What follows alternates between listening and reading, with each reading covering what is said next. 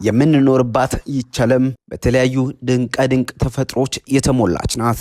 የሰማይ ወፎች፣ የምድር አራዊቶች፣ በውሃ ውስጥ የሚኖሩ ፍጥረቶች፣ ተራሮችና ወንዞች በውስጣቸው አምቆ የያዙት ነገር ቢነገር የማያልቅ የሚያስገርምና የሚያስደንቅ ነው። አንዳንድ ተፈጥሮች ከዚህ በፊት ከለመድነው ውጪ ሆኖ ከተመለከትናቸው ይበልጡኑ ያስገርሙናል። እንደዛውም በብዙዎች ዘንድ መነጋገሪያ ሆነው እንመለከታቸዋለን። ዛሬም ወደ ቱርክ ጎራ ብለን በሲሪያ ድንበር ላይ ወደሚገኘው ትንሽዬ የገጠር ከተማ ነዋሪ የሆነውን አንድ ግለሰብ እናገኛለን። ይህ ግለሰብ በሰው ልጅ ታሪክ ውስጥ ታይቶም ተሰምቶም የማይታወቅ ቁመት ባለቤት ነው። በዚህ ቁመትም ምክንያት ዝናንና ታዋቂነትን አግኝቷል። በብዙዎች ዘንድም መነጋገሪያ ሆኗል። በወርልድ ጊኒስ ቡክ ላይም ስሙ ሰፍሯል። ስለዚህ አስደናቂ ግለሰብ በስፋት እንመለከታለን። አብራችሁን ቆዩ። ምናልባትም ለዚህ ቻናል አዲስ ከሆናችሁ ሰብስክራይብ በማድረግ ቤተሰብ ይሁኑ። እንዲሁም ቪዲዮን ስትጀምሩ ላይክ ማድረጋችሁንና ሐሳብ አስተያየታችሁን በኮሜንት መስጫ ሳጥን ላይ ማስቀመጣችሁን እንዳትረሱ። ሱልጣን ይባላል። ነዋሪነቱ በቱርክ ሲሪያ ድንበር ላይ በምትገኝ መርዲን በምትባል በትንሽዬ ከተማ ውስጥ ነው። በዓለማችን ረጅም ቁመት ያለው ሰው በመባል ስሙ ይጠቀሳል። ርዝመቱ እጅግ የሚያስደንቅና በዓለም ታይቶም ተሰምቶም የማይታወቅ ነው ተብሏል።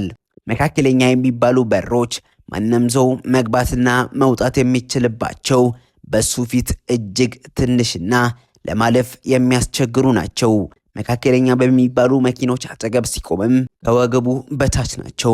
መካከለኛ የሚባሉ አልጋዎች እሱ ስተኛበት በጭራሽ አይበቃውም። መካከለኛ ቁመት ያላቸው ሰዎችም በሱ ፊት እጅግ በጣም አጭር ከወገቡ እንኳን የማይደርሱ ናቸው። ከማንኛውም በዓለም ላይ ካሉ ሰዎች በቁመት ይበልጣል። ቁመቱ 3 ሴንቲሜትር ሲሆን ይህም ማለት መካከለኛ ቁመት ካላቸው 2 ሰዎች ርዝመት ጋር እኩል ነው ማለት ነው። የሱልጣን የእጆቹ መዳፎች እጅግ ሰፋፊ ናቸው። የሚያደርጓቸው ጫማዎችና የሚለብሷቸው ልብሶች ለእርሱ ተብለው በትዕዛዝ የተሰሩ ናቸው። ለመጻፍ የሚጠቀምበት እስክሪብቶም እንኳን ከእጁ ስፋት ጋር ተለክቶ የሚሰራ ነው። ሱልጣን አሁን ላይ ዝነኛና ታዋቂ ቢሆንም እንኳን የልጅነት ህይወቱ እጅግ አስቸጋሪ እንደነበር ይናገራል። ሱልጣን ገና የ10 ዓመት ታዳጊ ያለ ነበር ቱመር በሚባል እጢ ከጭንቅላቱ የተገኘው። ይህም ደግሞ ቁመቱ ከልክ በላይ እንዲጨምር አድርጎታል። በእድሜው ከእሱ ጋር እኩል ከሚባሉ ልጆች እጅግ ረዘመ፣ ከቤተሰቦቹም በእጥፍ በለጠ። ሱልጣን በማህበረሰቡ ዘንድ በቀላሉ ተቀባይነትን እንዳላገኘና መገለል እንደደረሰበት በተለያዩ ማህበራዊ ሚዲያዎች ላይ ሲናገር ተደምጧል። ከልክ በላይ በሆነው ቁመቱ ምክንያት በልጅነቱ ትምህርት ቤት ሄዶ በስርዓት ከእኩዮቹ ጋር ትምህርቱን መከታተል ሳይችል ቀርቷል።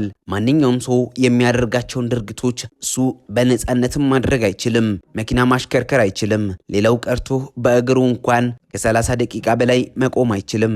ለዚህም ነው ክራንች ተጠቅሞ አሊያም ሰው ተደግፎ የሚንቀሳቀሰው። ቁመቱ ሌሎች ሰዎች የሚያደርጉትን ነገር ለማድረግ አስቸጋሪ እንደሆነም ይናገራል። ስራ ለመስራት የፍቅር ግንኙነት ለመጀመርም እንዳስቸገረውም ነው የሚናገረው። ከዚህም የተነሳ እስከ አሜሪካ ድረስ ለሕክምና ሂጃለሁ ይላል። በፊት በቁመቱ ምክንያት የሚደርሱ መገለሎች የተነሳ መርገም ነው ብሎ ቢያስብም አሁን ላይ ከዛ አስተሳሰብ ወጥቶ ቁመቱ ከእግዚአብሔር ዘንድ የተሰጠ ስጦታ እንደሆነ አምኛለሁ ይላል።